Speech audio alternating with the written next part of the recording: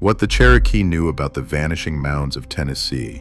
There is a government report filed in 1894 that quietly ended one of the longest-running debates in American archaeology. It wasn't written by an adventurer or someone chasing a sensational theory.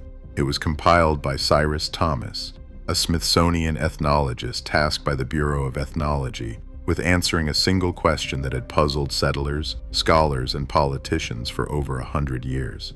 Who built the thousands of earthen mounds scattered across the American South, and what happened to them?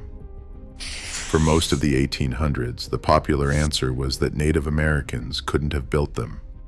Newspapers, textbooks, and even members of Congress insisted the mounds were too advanced, too old, too precisely engineered to be the work of the ancestors of the people European settlers had displaced. Instead, they credited a vanished race, wandering Israelites, refugee Egyptians, a lost civilization wiped out before recorded history began.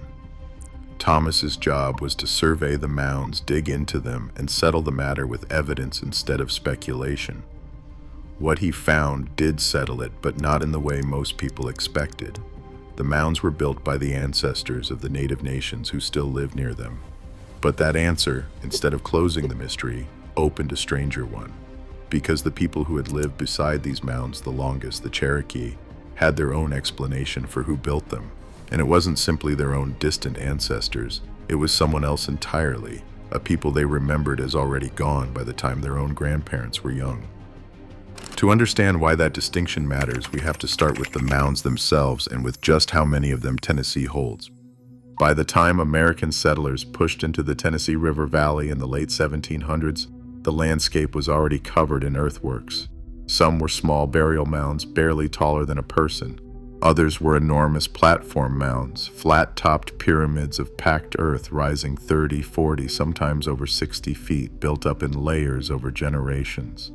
Pinson Mounds in the western part of the state contains one of the largest ceremonial complexes ever built in North America, with earthworks so large that surveyors in the 1800s initially assumed they were natural hills. Old Stone Fort, near present-day Manchester, is a different kind of structure entirely, a massive stone and earth enclosure built along a bluff overlooking two rivers, its walls arranged with an alignment to the summer solstice sunrise that took modern archaeologists decades to recognize as deliberate. Across the state, in river valleys from the Cumberland to the Hasi, smaller mound groups appeared again and again, often clustered near the richest farmland, the most defensible bluffs, the best river crossings. Early settlers dug into these mounds constantly, mostly looking for treasure, and what they found instead was human skeletal remains, pottery, tools, and in some cases, copper and shell ornaments that had clearly traveled hundreds of miles to get there. That last detail mattered more than most people realized at the time. Shell from the Gulf Coast, copper that geologists would later trace back toward the Great Lakes, mica sheets cut into deliberate shapes, sourced from mountains in what is now North Carolina. Whoever built these mounds wasn't isolated. They were connected to trade networks stretching across half the continent, moving raw materials thousands of miles long before Europeans arrived to write any of it down. None of that matched the lost race theory particularly well, but the theory persisted anyway, mostly because it was convenient.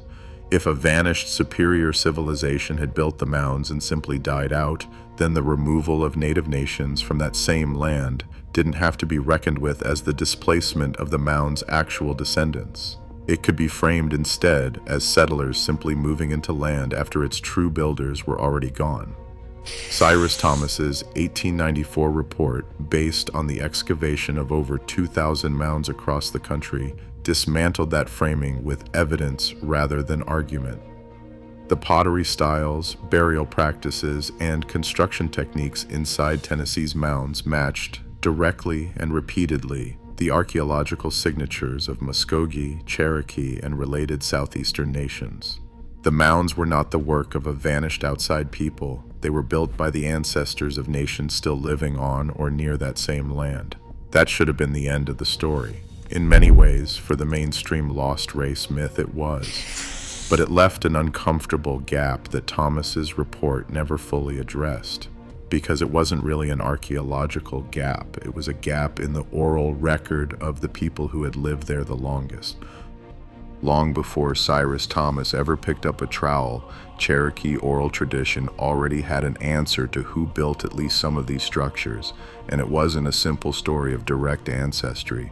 Cherokee elders recorded by multiple ethnographers across the 18th and 19th centuries described an earlier people who lived in the region before the Cherokee themselves settled it.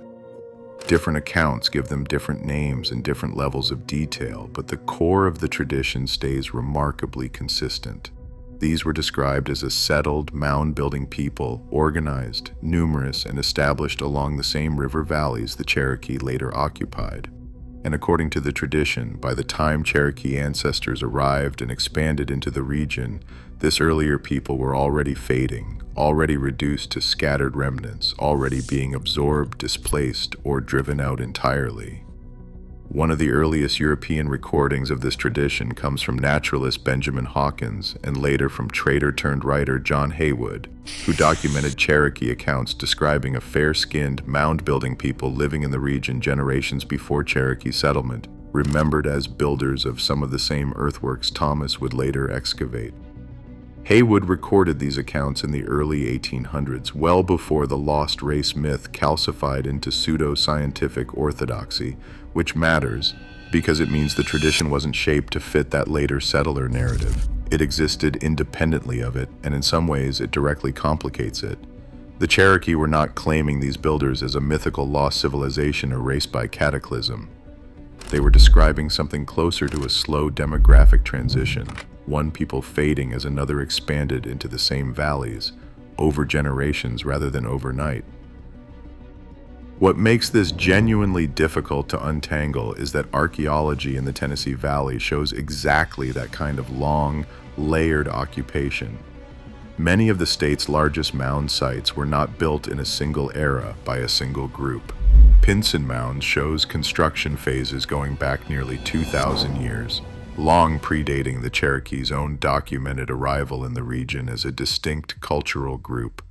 Other mound complexes show occupation gaps, periods of abandonment, and later reuse by different cultural groups centuries apart, sometimes building directly on top of earlier structures rather than starting fresh. Archaeologists studying the broader Mississippian period, roughly 800 to 1600 CE, have long noted that the mound-building tradition wasn't the work of one continuous culture. It was practiced, abandoned, and revived by successive and sometimes unrelated groups across an enormous span of time and geography, from Cahokia, near modern St. Louis, down through the entire Tennessee and Mississippi valleys. That layered picture fits uncomfortably well with the Cherokee tradition of an earlier mound-building people who were largely gone by the time Cherokee ancestors expanded into full control of the region. It doesn't require inventing a vanished outside civilization. It only requires accepting that southeastern North America, like most of the inhabited world, saw multiple peoples rise, build, decline, and get absorbed or displaced by their neighbors over centuries, the same way it happened almost everywhere else on Earth. What's unusual isn't that it happened. What's unusual is that the memory of it survived long enough, clearly enough, to be recorded independently by both the descendants who inherited the land and the outside surveyors who eventually dug it up. There's a second thread in this story that rarely gets connected to the mounds directly, and it involves a legend recorded in 1797 by the writer Benjamin Smith Barton, describing a Cherokee tradition of a pale-skinned people who lived in the mountains before Cherokee arrival, remembered as builders of forts and stoneworks, who were eventually driven out in a series of conflicts. This account, sometimes called the Moon-Eyed People tradition depending on the source, has been stretched and distorted for 2 centuries into every kind of speculative theory imaginable, from lost Welsh colonists to pre-Columbian European contact. Most of that speculation collapses under basic scrutiny.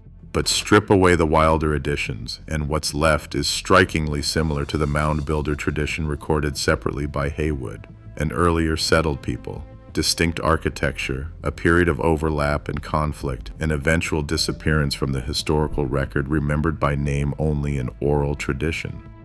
Whether these two traditions describe the same vanished group or two separate memories layered on top of each other is something historians still debate, and there's no clean archaeological signature that definitively separates one from the other.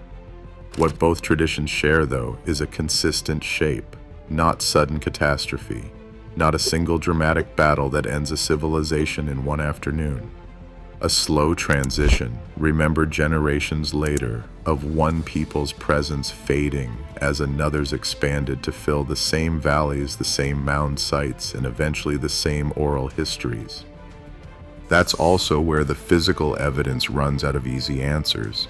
Cyrus Thomas proved correctly that the mounds as a whole were built by the ancestors of southeastern native nations, not by an outside lost race, but proving general ancestry across an entire mound-building tradition spanning 2,000 years and dozens of related but distinct cultural groups is a very different thing from explaining who specifically built any one mound in any one valley during any one century, and what became of that specific group by the time European surveyors started counting shovelfuls of dirt.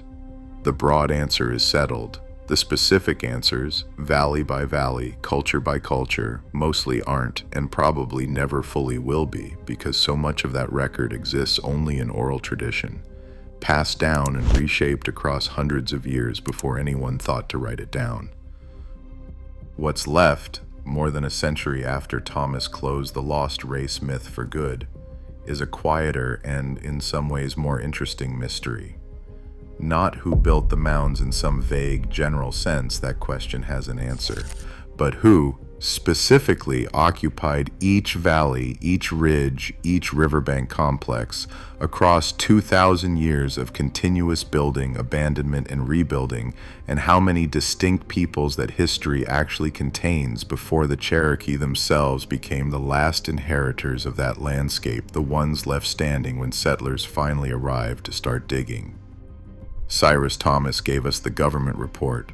Benjamin Haywood and Benjamin Smith Barton gave us the oral traditions recorded independently and decades apart. Neither source tells the whole story on its own. Put together, they suggest that the mounds of Tennessee weren't the work of one people who appeared, built, and vanished.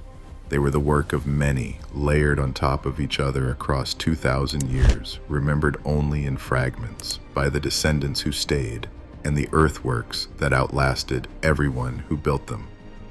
Thank you for watching. If you're interested in the real archaeology and oral history behind North America's mound-building cultures, consider subscribing for more deep dives like this one. And before you go, I'd like to know what you think. Do you think the Cherokee traditions of an earlier mound-building people describe a real, distinct group lost to history, or generations of memory blending several different builders into one story?